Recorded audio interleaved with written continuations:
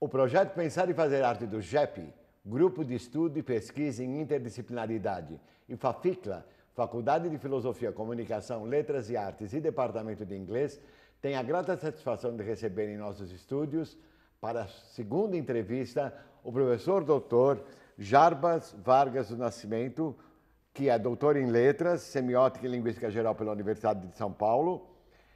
Também realizou pesquisa de pós-doutoramento na área de Letras, na Unesp, Campus Assis. É mestre em língua portuguesa pela Pontifícia Universidade Católica de São Paulo, bacharel e licenciado em filosofia pela Faculdade Nossa Senhora Medianeira, bacharel e licenciado em letras português e francês pela Faculdade Nossa Senhora Medianeira e é atualmente o nosso pró-reitor de Cultura e Relações Comunitárias. Jarbas, é um grande prazer recebê-lo aqui nos nossos estúdios pela segunda vez para gravarmos a segunda entrevista sobre a atuação da Pró-Reitoria de Cultura e Relações Comunitárias aqui na PUC. Muito obrigado pelo convite, é um prazer estar aqui com você e na TV PUC e também dizer da satisfação e estar com você, particularmente colega de trabalho. Muito obrigado, muito obrigado. Jarbas, continuando o nosso papo, quais setores da PUC estão vinculados à Pró-Reitoria de Cultura e Relações Comunitárias? É um número enorme, não é? Então, isso só se eu falar dos setores que englobam a reitoria já dá aqui a nossa entrevista. Mas eu vou destacar alguns setores e as atividades desses setores para a universidade. Então, o primeiro que eu queria destacar é o PAC, que é o nosso setor de atendimento comunitário. O PAC hoje é um setor muito importante da universidade e ali tem pessoas especializadas que tratam de questões relacionadas à própria convivência comunitária. Ali estão os serviços de atividades esportivas e de atlética, os trabalhos relacionados a atendimento ao aluno, como Bolsa Alimentação, agora as atividades de inclusão, que nós estamos discutindo muito as questões dos alunos prounistas e os alunos indígenas que estão aqui na própria universidade. E, além disso, nós temos os agentes educacionais, todo o trabalho de agenciamento educacional, o aluno com dificuldade de aprendizagem, o aluno que precisa de inclusão de inglês, de informática. Nós temos alunos com problemas de acompanhamento psicológico que são encaminhados para a nossa clínica psicológica, alunos com alguns distúrbios, eu diríamos assim, uma especialidades que precisam de um atendimento especial. E também nós temos ali o atendimento a alguns setores da instituição, por exemplo, o acompanhamento dos trabalhos de recepção, a acolhida de solicitações da comunidade externa e interna da universidade. Esse é um setor que eu chamo de atendimento comunitário, é um dos setores. Um dos setores, né? Além de outros setores que estão ligados a essa pró-reitoria, eu posso dizer que nós fazemos uma parceria muito grande com a direção de campus. Quer dizer, a direção de campus está subordinada à Pró-Reitoria de Cultura e Relações Comunitárias. Então, se você pensa em direção de campus, você vai pensar em tudo aquilo que organiza o campus. Sim. Então, podia citar o uso dos espaços da universidade. Os auditórios. Os auditórios, você tem aí o uso dos elevadores, que nós temos aí alguns problemas, até às vezes, com os elevadores. Nós temos, por exemplo, a alimentação, o refeitório, o restaurante universitário. Até o que serve na cantina, o que deixa de ser almoço, a gente acompanha também as atividades desses setores, E além disso também a questão do atendimento aos centros acadêmicos, às atléticas, às PUC Júnior, etc. Tudo isso está dentro desse trabalho da Pró-Reitoria. Além desse trabalho, nós temos todas as atividades culturais, que são os setores culturais. Então, nós temos um projeto cultural de utilização dos espaços da biblioteca, que nós temos posições constantes ali. Nós temos o Museu da Cultura. A cultura também. O Museu da Cultura, que está totalmente direcionado para questões indígenas propriamente dita. Nós temos alguns projetos que estão em andamento, o projeto Pindorama, que é um projeto de inclusão de índios. De indígenas, maravilhoso, é o Benedito. O Benedito que trabalha com isso, né? E ele trabalha muito na periferia de São Paulo, Sim. onde tem ainda os indígenas. Nós temos o projeto Rondon, que ainda está em andamento, né? Nossa. Que é uma coisa mais antiga, que ainda está na própria pró-reitoria. E ainda eu podia dizer outros projetos que aparecem, né? Outros projetos que aparecem aí para a gente estar trabalhando, que estão ligados às questões artístico-culturais e comunitárias da universidade. Além disso, nós temos os núcleos extensionistas, não é? Eu diria assim, dos núcleos extensionistas, e eu vou incluir tudo aí, a EDUC, né? A própria biblioteca, eu diria o IP, que é o Instituto Sim. de Pesquisas Linguísticas da universidade, que é do meu departamento, né? E outras pessoas que colaboram, que não estão diretamente, os núcleos extensionistas que não estão ligados à ProCRC, mas fazem uma ponte com ela, por exemplo, a DERDIC, o Hospital Santa Lucinda, que tem uma relação por conta das questões comunitárias que se estabelecem aí. Nós temos a parte esportiva da universidade, né? Porque os alunos fazem os campeonatos, aqui e em outros campi, né? Quer dizer, quando eu falo de atividades, eu estou pensando aqui nas atividades gerais de todos os campos da universidade. Então, é um universo de trabalho aí que a gente tem para essa pró-reitoria. Por isso, de novo, eu queria dizer que ela é uma pró-reitoria transversal. Né? Quer dizer, nós, graças a Deus. Graças a Deus. E ela precisa dos alunos da pós-graduação, da graduação, da educação continuada. E dos professores também, de todos, pós-graduação, etc. E dos funcionários, de todos os setores, para ela poder se constituir e cumprir sua missão e suas metas de ação, né? Claro. Que são muitas, muitas, muitas. E, Jarbas, você acabou de destacar alguns setores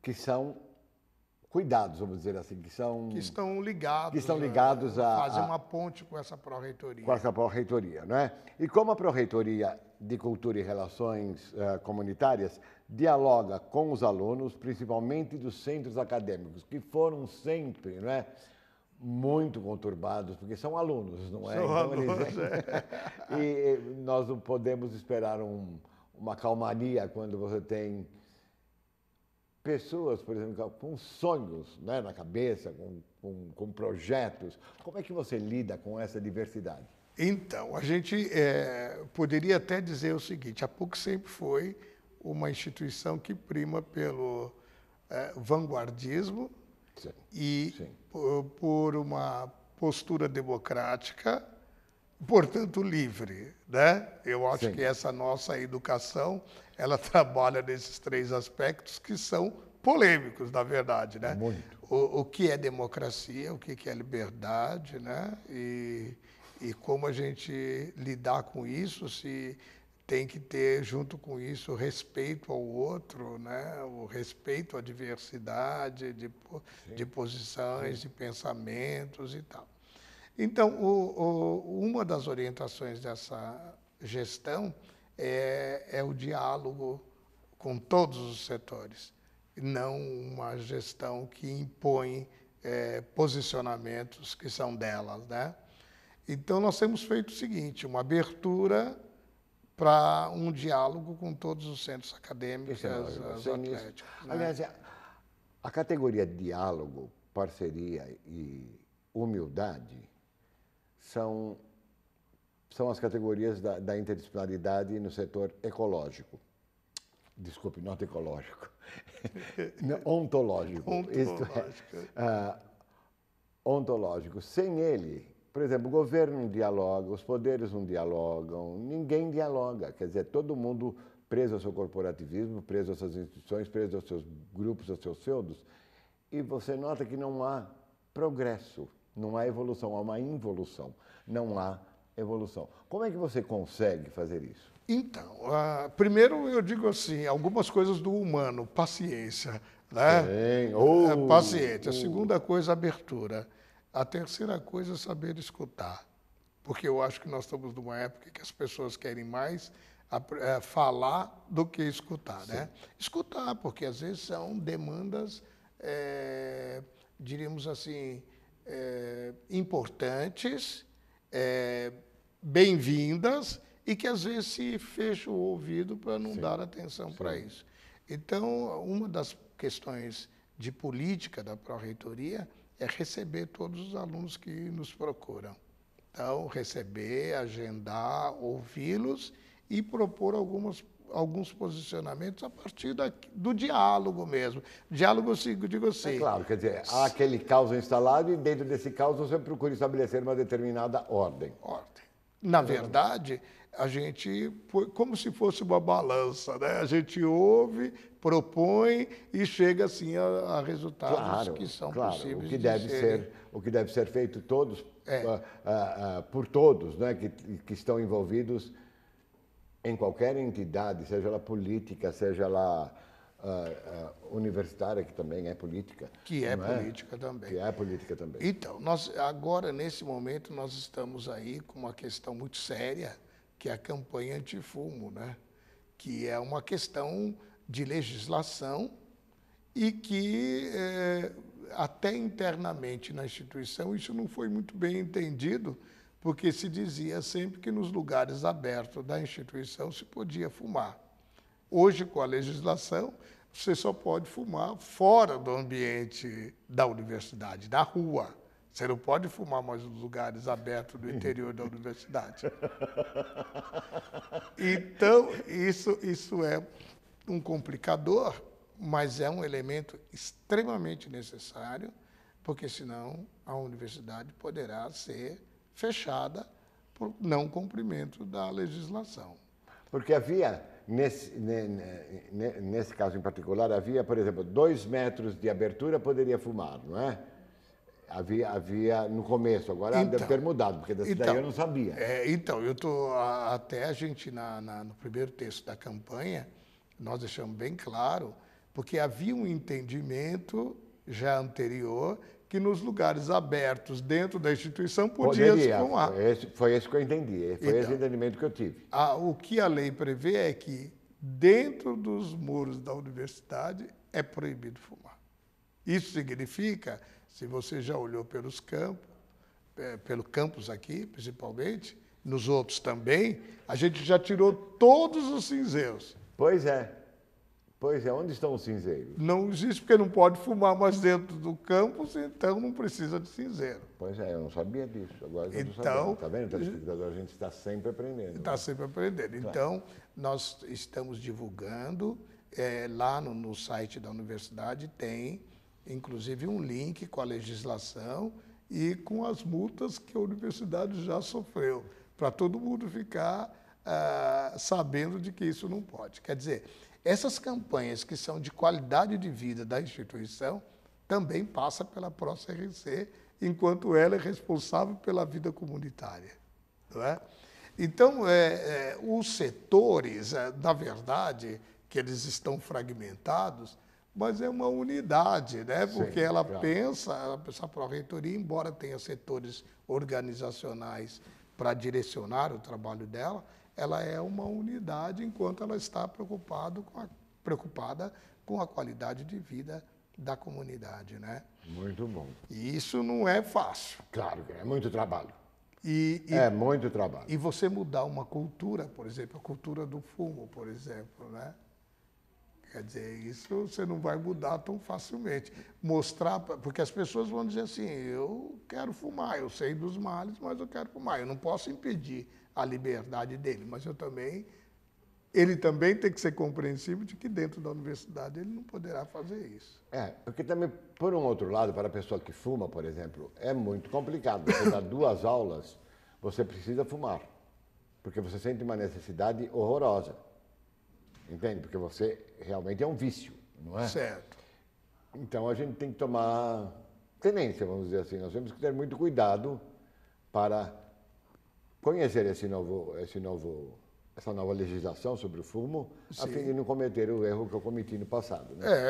E depois cada um tem a liberdade de usar do cigarro do jeito que quer, mas dentro da instituição há uma proibição legal, não é a PUC que está impondo, mas há uma proibição legal que vai nos impedir de funcionamento caso nós sejamos fiscalizados. E quando é que isso entra em vigor? Já entrou em vigor. Tanto é que nós já fomos multados. Já entrou? Já entrou e nós fomos multados. Mais uma vez, nós podemos fechar. Mas eu pediria que você anunciasse isso assim. Isso está no site da instituição. Está no site da instituição? E vão aparecer vários cartazes pela universidade. Bom. Já tem alguns, mas vão aparecer mais cartazes para poder reforçar esse pedido de lei. Não, se é de lei. Como no passado, entende? Esse programa já com quase 100 programas de educação, arte e cultura, começou porque eu fui pego fumando pelo fiscal da prefeitura. Aqui dentro da universidade? Dentro da universidade, do outro lado, que está desativado agora. Então ele falou, saia daí, você não pode fumar. Eu falei, mas quem é o senhor? Aqui está chovendo, eu nunca fumei aqui. Eu vim aqui porque estava chovendo, estou terminando meu cigarro, porque daqui a pouco... Aí a vice-reitoria me chamou e falou assim, Cláudio, você respondeu para o fiscal da prefeitura. E se você fizer isso, mais alguém que eles peguem fumando lá dentro, eles fecharão. É isso aí. Eles fecharão. E por que você não faz um programa de televisão, hein? Foi assim que começou o projeto Pensar e Fazer Arte. Então hoje nós estamos repetindo exatamente aquilo que foi o primeiro programa. É bom eu estar bem avisado, porque na eu verdade, gosto do cigarrinho, no cafezinho. A sua questão era o que faz essa pró-reitoria. Uma das questões é criar campanhas para garantir a qualidade de vida da instituição. Exatamente. Sem ferir a liberdade de ninguém. Né? Claro, porque a gente sabe, historicamente, o mal que o fumo faz. Sim. Mas as opções são individuais. O que não pode é dentro da instituição. Sim, porque toda droga faz mal, não é? Claro. E álcool é a mesma coisa, também não pode na instituição. Não pode. Proibido. O álcool já é um pouco mais tranquilo, né? A gente já sabe isso mais de velhos tempos, né? Mas o cigarro ainda não... Essa cultura ainda não implantou muito bem, mas nós temos que... É uma coisa rápida. Nós temos que, até o final do mês, acabar com qualquer utilização de cigarro dentro da Em todos os campi de todas as universidades. Em todos os ambientes escolares. Em todos os ambientes escolares. Então, por favor, alunos e alunas que fumam, por favor, dentro das escolas, dentro das universidades, não é mais permitido fumar. Lei. Que está, inclusive, no site da universidade, na campanha que nós estamos promovendo. Muito obrigado pela informação valiosíssima. Né? É verdade. Porque a gente vai direto para aquele banquinho que a gente pode fumar e a gente fuma naquele... E é aquilo que eu estava te dizendo. Embora cada setor seja um fragmento de organização da pró-reitoria, surgem essas questões que são de busca de uma qualidade comunitária eficiente ou eficaz, que é uma campanha antifumo, que é, então, uma responsabilidade dessa pró-reitoria. Sim. E os fumantes também têm que ter determinada responsabilidade para com a instituição, a fim de que não recaia a multa, etc., e que não haja fechamento. Né? Exatamente. A gente quer isso. Né? Então você conversa com esses centros acadêmicos, né? Conversamos, temos um bom diálogo. Eu acho que os centros estão assim aderindo muito ao nosso apelo de diálogo e de melhora da convivência na universidade. Isso é muito bom e muito importante. A PUC acaba de receber novos alunos em seus campi, né? Acabamos de iniciar o ano letivo. E como correram as atividades de recepção dos novos alunos e o trote, né? Que sempre foi problemático, não é? Que sempre causou em várias universidades, não só a nossa, grandes problemas, até mortes, não é? Exato. Como é que foi esse ano, Jarbas, a recepção dos calouros e como foi o comportamento da turma, entende? Eu queria dar os parabéns aqui, né, para a comunidade toda, para os alunos, para os professores, para os funcionários, pela ótima acolhida que fizemos aos novos alunos durante esse ano. Em primeiro lugar, houve uma equipe que, desde outubro, ficou na preparação desse evento, não é? E teve uma programação. A primeira coisa que eu quero ressaltar é que havia uma programação com atividades artístico-culturais, com atividades de interrelacionamento e com atividades não violentas de acolhida ao novo candidato. Sim. Quero realçar um trabalho do Prisma, que é uma PUC Júnior, né, dentro da instituição, que até arrecadou alimentos para dar para uma instituição. Oh, que maravilha! Os exageros ainda aparecem um ou outro, mas numa condição muito inferior a anos anteriores, né? Os alunos se comportaram, houve um trabalho muito interessante de acompanhamento de malabares, dos funcionários, do corpo de bombeiro daqui da instituição, excelente, dos funcionários estarem aí. Os alunos ocuparam a rua, né? Ocuparam a rua. O primeiro dia foi, nossa. Como fazem. Mas eu quero, talvez, realçar uma palavra de um aluno nosso, das Ciências Sociais, que diz assim: a gente gostaria muito de que a PUC recebesse os alunos e não os bares dos arredores. E aí eles, então, se empenharam em fazer atividades dentro do prédio para que os nossos alunos estivessem aqui dentro. Fossem bem-vindos. Bem-vindos mesmo. Ao invés de ficar bebendo. E a outra coisa muito interessante foi que, principalmente no campus Monte Alegre, porque nos outros campi a coisa é muito mais tranquila, os professores do primeiro dia estavam aí na sala de aula. Porque sim, sempre tem aquela história que, a primeira semana eles não vêm, eles querem... Não, mas se o professor estiver aí já posto na sala de aula, os alunos entram. Então, eu vejo assim, havia muitos pais também acompanhando os alunos, porque nós temos uma grande quantidade de alunos com 17 anos, né, que entram no primeiro ano da universidade. Então, são adolescentes. São crianças. São adolescentes. Então, a gente precisa pensar em fazer uma atividade para acolher esses alunos e também... por lei menor de idade. Por lei menor de idade.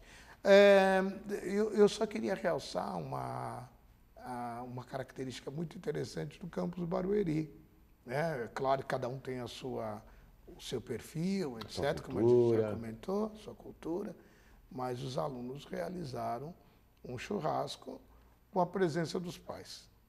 Que maravilha! Fizeram um campeonato num dia da semana, nós estivemos lá, acompanhamos o campeonato, e eles quiseram trazer os pais para dentro da universidade, para conhecer a universidade, para conhecer os professores. Então, eu acho que a gente está mudando um pouco a feição desse período de acolhida dos alunos, né? Eu acho que não é mais trote, né? É um rito de passagem. Rito de passagem, mas um rito bom, porque o aluno tem que lembrar desse momento muito bem, não do momento em que ele caiu, que ele bebeu, que machucaram, que fizeram outras coisas, mas é um momento aí de entrosamento, de interação e de conhecimento dos novos colegas, né?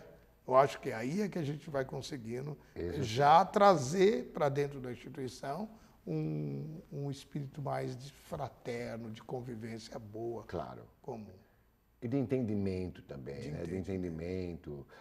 Inclusive o convívio com as diferenças que se encontram exatamente dentro de cada grupo, dentro de cada sala de aula, né? Porque nós não somos iguais, né? Nós não somos iguais. Dentro de uma sala nós temos milhares de repertórios, nós temos milhares de diferenças. E eu acho que aqui na PUC já há uma consciência bem clara disso, né? Sim. Eu acho que a PUC marca por esse respeito ao outro, né? Uma instituição humana que é marcada. Eu acho que isso vem um pouco do carisma da Igreja Católica, vem isso já do perfil do aluno que nós recebemos aqui, né? Porque nós recebemos um aluno nata, né? E eu acho que é muito mais fácil a gente operar com esses alunos que colaboram conosco nesse processo de formação. Para eles é muito importante estarem nessa instituição, que é uma instituição de respeito, né? E de reconhecimento. De reconhecimento. Quer dizer, não é qualquer um que pode ser aluno da PUC ou professor dessa universidade, né? É claro, é claro. É sempre feito com o maior rigor, não é? A escolha de quem vai ministrar, e o aluno também, a hora que entra, ele nota isso também. É verdade. Eu acho que a gente tem aí um perfil, um carisma que marca. Esse aluno é PUC. Esse aluno né? é PUC. Esse professor é PUC, esse funcionário é PUC. Então, essa marca deixa aí um sinal positivo para tudo que se faz aqui, para quem vive aqui dentro dessa universidade. Jarbas, eu gostaria de agradecer muitíssimo a sua presença dentro do Pensar e Fazer Arte, e gostaria de agradecer ao telespectador pela audiência e agradecê-lo, e até a próxima, se Deus quiser. Muito obrigado.